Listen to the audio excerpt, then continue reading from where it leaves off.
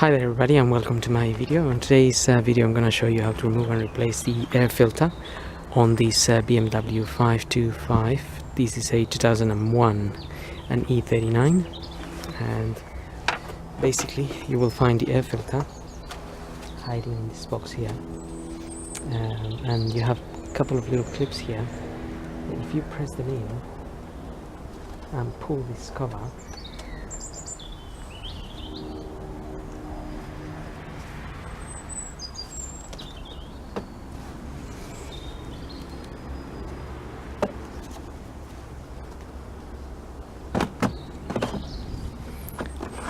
so pull the cover off and there's the filter.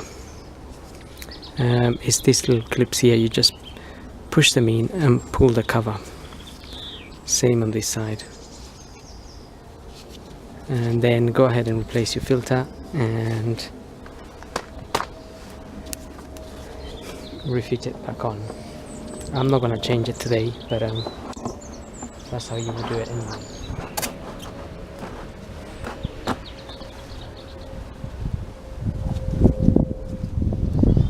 So hope this video helps, and thanks for watching.